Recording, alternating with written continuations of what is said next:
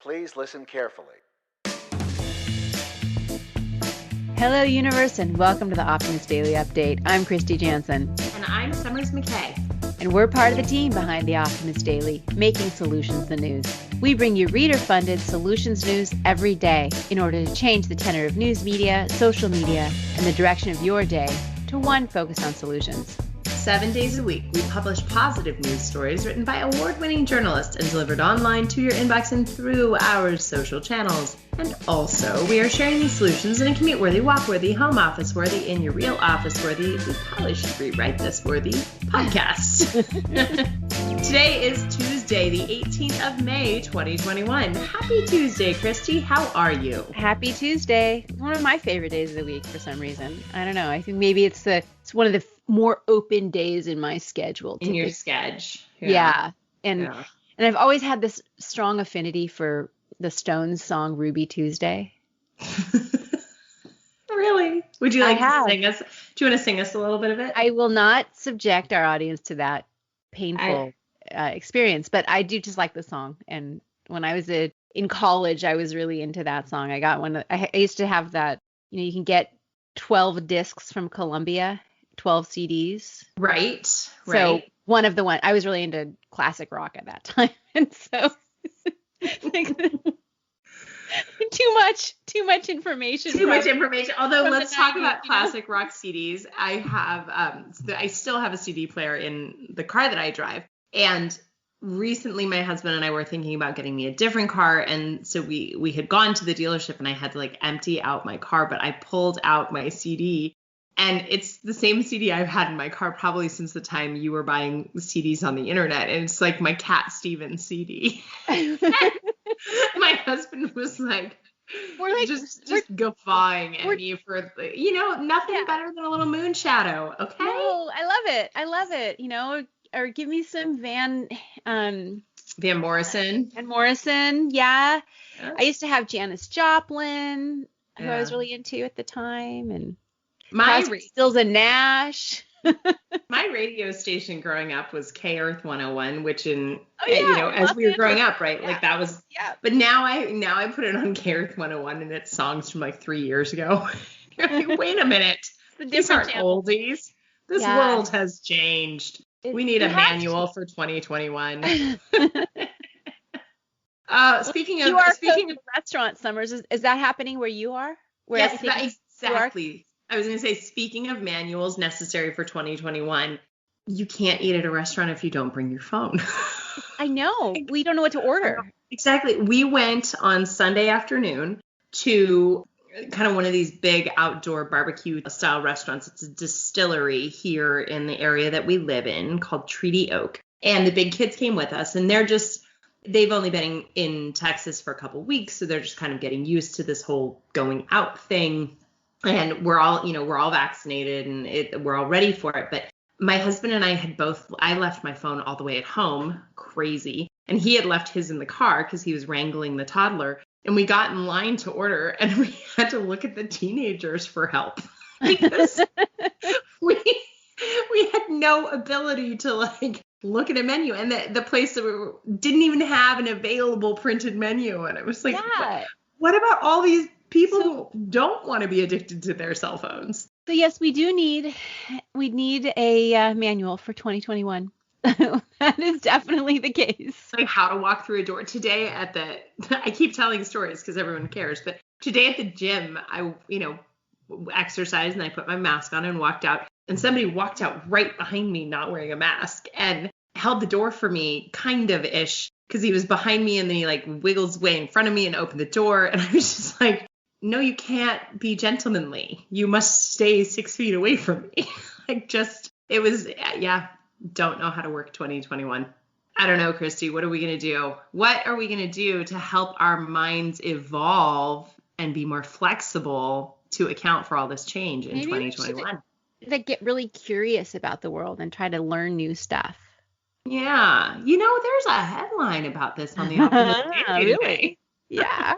Indeed. Okay, so we have a couple great stories today to talk about, as always. My headline reads, "Keep your brain flexible with these curiosity strategies." Neuroplasticity is what it's called if you want to sound very formal in your discussion. But it's a key factor in brain health as we age. And the best way to keep neuroplasticity and increase your brain health is by staying curious and trying new things. So we have a few suggestions that involve both cognitive exercises and social interaction on helping increase neuroplasticity. 1, activate your inner critic. Ooh, it's time to judge. No, not exactly.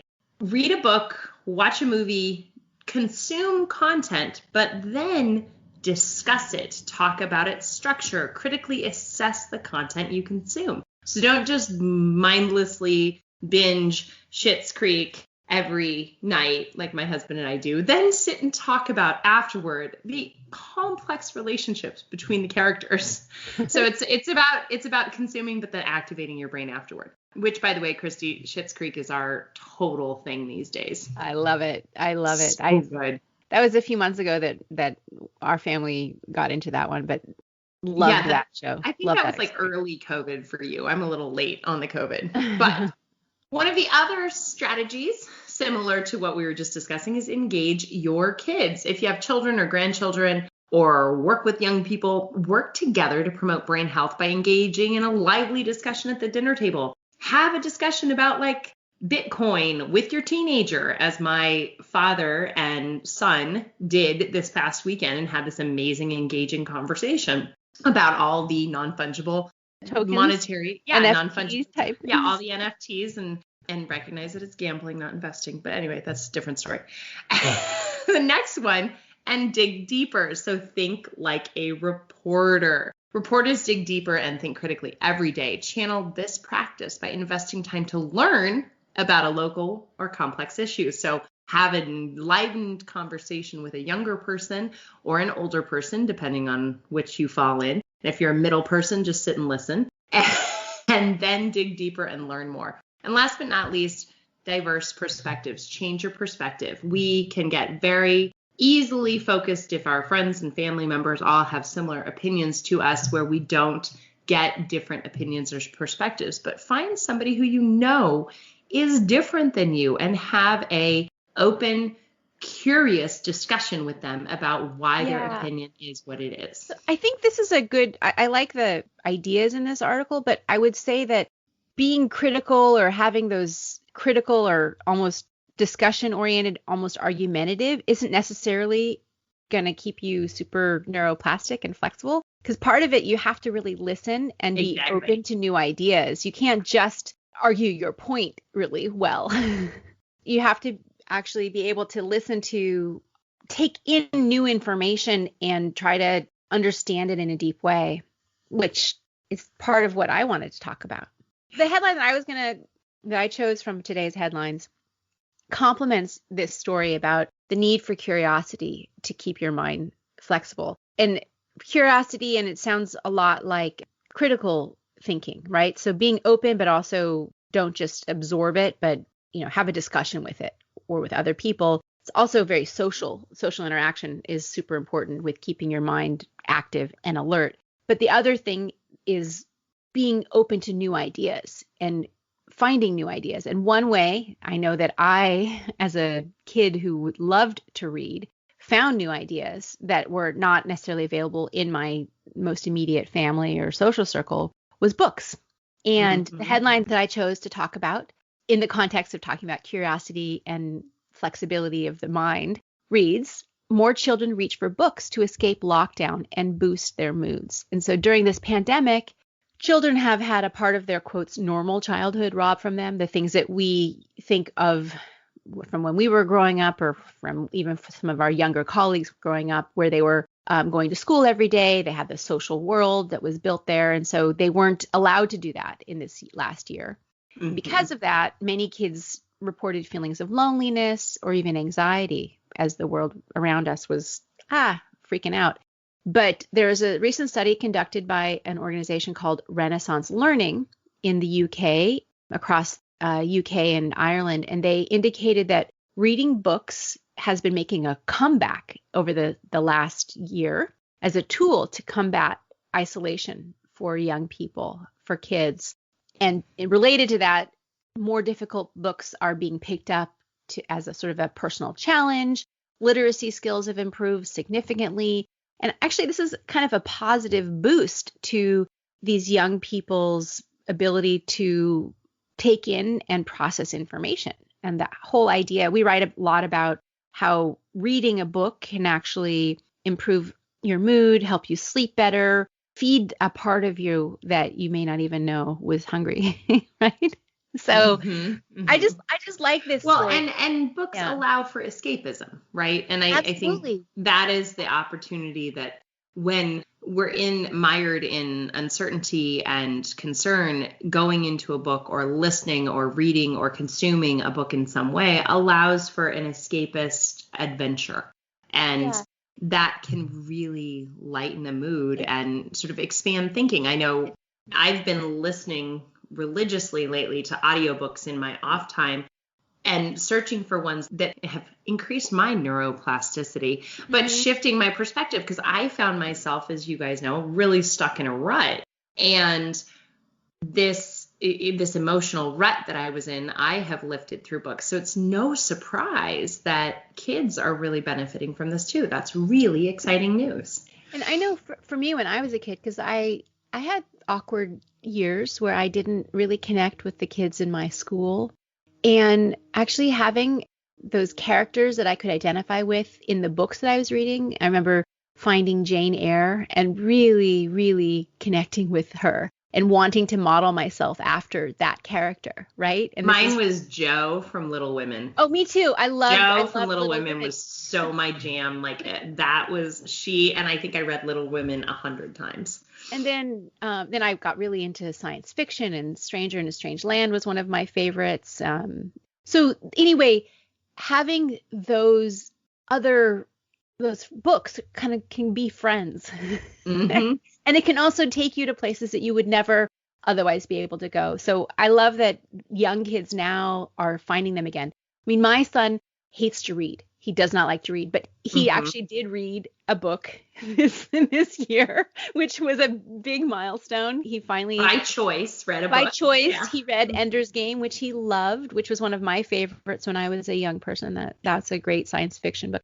Anyway, it's just interesting to see how this is in this world when you don't need to read a lot because so much is available through video or, games or texts or TV.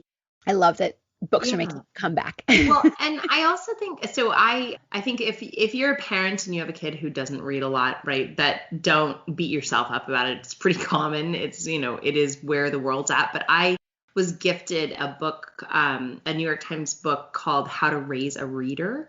And it's been valuable for me to start reading, and it talks about how to raise a reader either from very little and young, but it also has sort of chapters and suggestions on how if you have a teenager or, an older child and they might not have been a reader, how to have tips and tricks to help them read more as well. So know that you can raise a reader even if they're half raised. I was about to say half baked, but I think that means something different. I don't know. We'll have to ask a young person. Mostly. But so that was my headline. And what are some other things on today's Optimist Daily, Summer? Well, there are so many fun stories today. I just feel like I want to just chat with you, Kristy. But all right, North Sailing offers Iceland's first carbon neutral silent whale watching tours.